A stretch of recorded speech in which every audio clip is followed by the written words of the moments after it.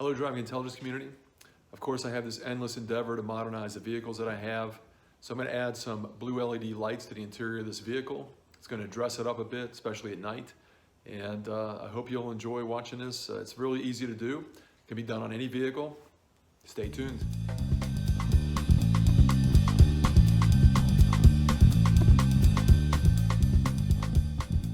Before I get started, I just wanted to point out I had every intention of completing this portion of this customization where I was replacing the original buttons with a stainless steel plate. I'm going to have a USB here with 2 USB ports or 2 USB jacks, a courtesy light with the blue LED plus a switch to turn that on and off. But I ran out of time. That's a future video to look out for. These are the blue LEDs I got. You can see they're pretty much a button size, and they put out a nice blue glow. So I'm going to put about 3 of these in the console by drilling out in the front just to give me some light, as I mentioned, at night.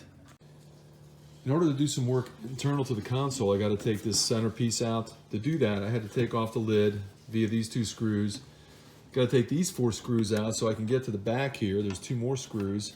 And then there are other screws in here that hold this thing down. Then I have access to the electrical at the back, or I can modify that for my purposes. I've got it disassembled enough so I can do what I want to do, which is put some LEDs in here to light this up at night when I have the headlights on. I've also started disassembling this backing plate. There's switches here that went to stereo control, headphones that go right here. I need this exterior portion, this perimeter, so it bolts up nicely or screws in nicely here. I'm going to cut the center section out with a Dremel and put a piece of stainless steel on top of that. I'll cut the stainless out, and then I'll mount my USB switch or USB port and another courtesy light. Incidentally, getting underneath here, I took about 5 pounds of wiring harness. If you want to do some lightning, get rid of that wiring harness. There's a ton of wiring in one of these Navigator consoles. Given the clearance issues with the tray, I mounted just 2 of these right here. This is an existing hole that was in there when I got the console, so I don't know if I'll ever cover that up, but maybe one day. God, that'd be horrible actually to have stuff fall through there, so I need to cover it up soon. Anyway, I think it's going to look pretty good. It's hidden underneath this little lip here, so you're not going to see blinding light when you open it up, but it'll put a nice glow down on the bottom. I've got the LEDs installed, got them terminated, ready for installation. I was going to put that plate in the back here, but it's taking more time than I have available. I need the truck tomorrow, so that's a future project. I'm going to have to take this out anyway because I have plans to put a double DIN unit in this truck. So that's going to definitely require taking the console out again. Anyway, so stay tuned for that, and let's get back to installation. In order to facilitate easy removal of my console in the future with all this new electrical in here, I'm using trailer connectors, and I've already put some butt splices on here. I've prepared that, so I have 2 locations where I'm going to need butt splices. Obviously, because they're LEDs, they need to be properly polarized. And then I'll put one of these connectors, or 2 of these connectors rather, on the connection that's coming out of the cab underneath the dash. Electrical connection from the fuse box is complete.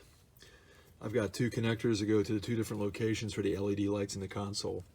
And I use some shrink wrap to make sure that it's electrically protected.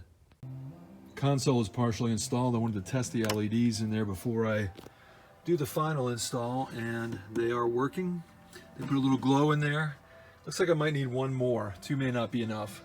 Console is reinstalled but not yet bolted in, but I have all the electrical ready. Here's the LEDs. This is going to connect into that as well. These are the heated seats, which are going to be another video.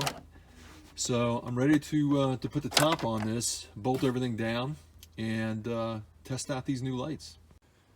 Console is completely reinstalled. That top cover is screwed down properly. I've tested everything and it works. So once it gets dark, I'm going to turn on the lights and we'll see how it looks. There's that nice warm glow I was looking for. I love that blue color. This is an easy project on just about any vehicle. Just got to tap it into your running lights. When you turn them on, they'll come on. Very cool.